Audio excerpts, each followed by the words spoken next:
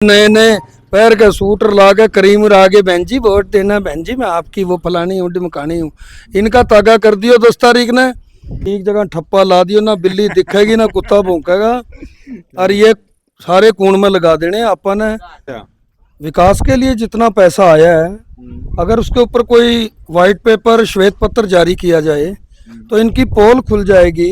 इसको एक अछूत और एक दलितों का गांव समझा जाता है। अच्छा, लेकिन वोटों के टाइम ही यहाँ पर आते हैं लोग।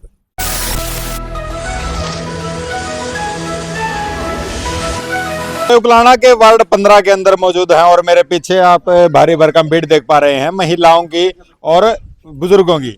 युवा साथी यहाँ पे मौजूद हैं, हमारी मातृशक्ति यहाँ पे मौजूद है। एक बार बात करेंगे कि जो उकलाना की मुख्य समस्याएं हैं और उकलाना की राजनीति में क्या चल रहा है। राम राम आंटी। राम राम भाई। पहले तो ये बता दो, जो जहाँ पे रहने लग रहे हो आप, उकलाना के वार्ड 15 में रहे आप, तो क्या क्या समस्याएं हैं प्रमुख? एक तो पानी की, एक इस सड़क की टूटी टांटे भी इसमें ये कम बन जाए। पानी अच्छा तो सड़क भी कोनी जमर। अच्छा जाके देख लो, नाली नोली भी सारी बात ये है। अच्छा, तो जो सरकार घूमने लग रही, सरकार के नुमाइंदे घूमने लग रहे हैं, उनने कुछ काम नहीं करवाया अब तक यहाँ? इतना ज्यादा काम नहीं हुआ जी।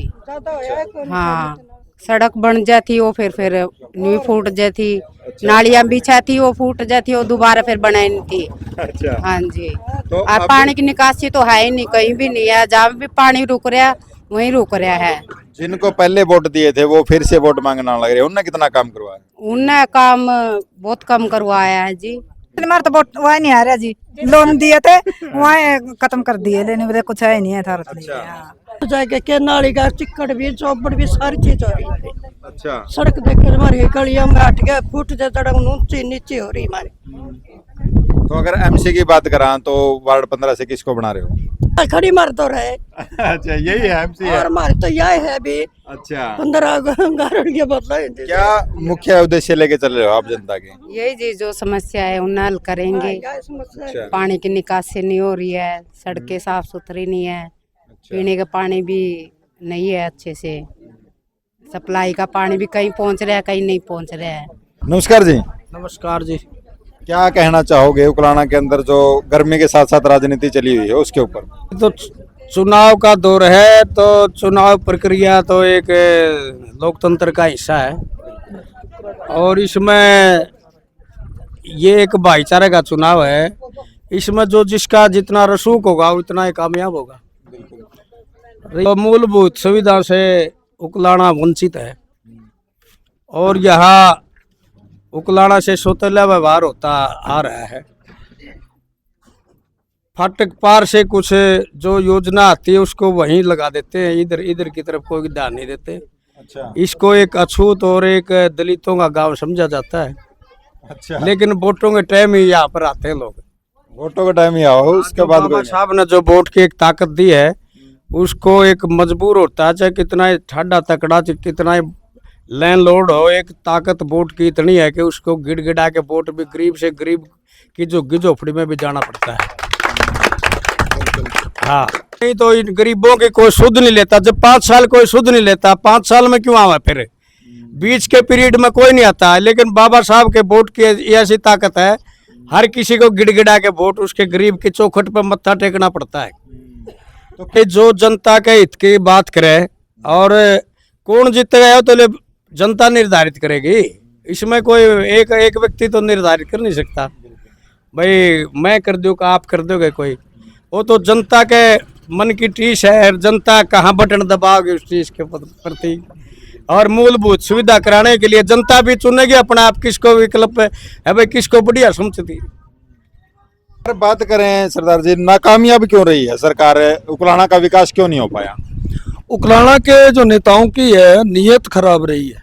अच्छा, विकास के लिए जितना पैसा आया है, अगर उसके ऊपर कोई वाइट पेपर श्वेत पत्र जारी किया जाए तो इनकी पोल खुल जाएगी कि पिछले इन 11-12 वर्षों में कितना पैसा आया और कितना लगा।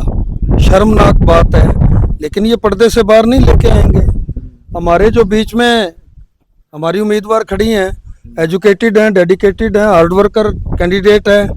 इनके पति देव जो हरदेव जी रंगा साहब, बहुत ही उनका सारे इलाके में अच्छा मेल मिलाप था। परिवार के लिए बहुत बड़ा सेटबैक था, बहुत बड़ा सदमा था।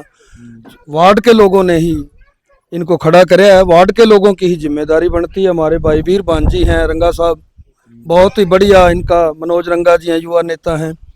तो सारे का सारा वार्ड जो है वो आज इनके हक में उनको खड़े होके अपनी जिम्मेदारी समझ के, अपने आप को कैंडिडेट समझ के, उम्मीदवार समझ के जो है, और भाई 10 तारीख ने मेंबर का और चेयरमैन का ठीक जगह ठप्पा ला दियो, ना बिल्ली दिखेगी ना कुत्ता भौंकेगा, और ये सारे कूण में लगा देने अपन है। हाँ जी, तो कहने का मेरा भाव है, जो अपनी 10-11 साल तक जो दुर्गति हुई है, 2.5 लाख का मकान का लोन प्रधानमंत्री आवास योजना में, 1-1 लाख रुपया, अगर बीजेपी वालों में हिम्मत है मेरे सामने आए, नाम दे दूंगा, लिस्ट दे दूंगा किस किस ने खाए हैं। इनकी कोठियां बन गई और गरीब के मकान बीच में पड़े हैं। आप जरा बस्ती में जाइएगा, बीच में मकान पड़े हैं। और सबसे बड़ी बात, पहली शर्त क्या लगाई कि पहला मकान घेरो। अच्छा, आप समझते, ये पेटवाड़िया साहब बैठे हैं, हम धरने पे बैठे, दिसंबर का महीना, करड़ी सर्दी, पहले मकान को गिराओ। आप भी समझते हैं, आप भी इसी हमारे परिवारों से आते हैं, पत्रकार बंधु जितने हैं, गांव के अंदर किसी के पास एक कमरा फालतू नहीं है किराए पे देने के लिए। पॉलीथीन ले के और सर्दी से बच्चे बचाए। लास्ट में हम जाके कमेटी में बैठे, हमने झगड़ा कराया, वहाँ आवाज़ उठाई, तब जाके हमारी कोई सुनाई हुई कि पहले मकान को गिराओ, फिर हमारा कर्मचारी जाएगा, उसकी फोटो लेगा भी घेर रखे है, फिर उसको बनाओ। 2.5 लाख रुपए में डंगसर का लैट्रिन बाथरूम नहीं बनता, जितने इनके घरों में लग्जरियस हैं। या गरीब आदमी मकान बनाने का चोर हो गया। 2.5 के फिर 1.5 लाख रुपए दस्तखत पूरे 2.5 पे करवाते हो। पूरे गांव के अंदर किसी भी परिवार की पूरी किस्तें नहीं आई। ये सारी महिलाएं बैठी हैं, सब जानती हैं, सारी की सारी इस दर्द से निकली हैं। जवाब कौन देगा? आज नए नए पैर के सूटर ला के करीम आगे, बहन जी वोट देना, बहन जी मैं आपकी वो फलानी हूँ ढिमकानी हूँ। इनका तागा कर दियो 10 तारीख ने, और भाई खाट के पीछे मोहर लगानी है।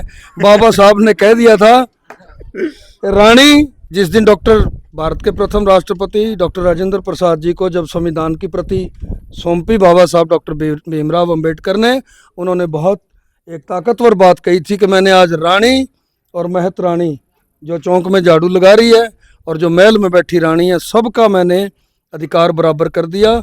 एक वोट आपका भी उतना कीमती है जितना इन बड़े पूंजीपतियों का है। वहाँ उधर तो देवते रहते हैं और इधर राक्षस रहते हैं। हमें भी गरीबी का एहसास है, मूलभूत जरूरतें हैं। यहाँ एक एक घर में आप जाके समस्याओं को देखो तो अंबार लगा पड़े हैं, कोई मेडिकल की सुविधा नहीं। ये अस्पताल नहीं है भी तेरी मेरी लड़ाई हो जाए, सिर फुड़ा के चले जा मेडिकल करने का है, वो भी नहीं आदि आने तो कहते बरवाड़े बिक जा।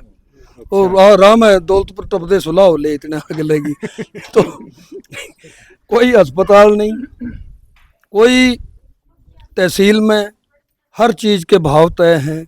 और सबसे बड़ी बात इस भाजपा की सबसे बड़ी नालायकी, एक आदमी मुझे पूरे इलाके में नहीं पूरे हरियाणा में बता दो।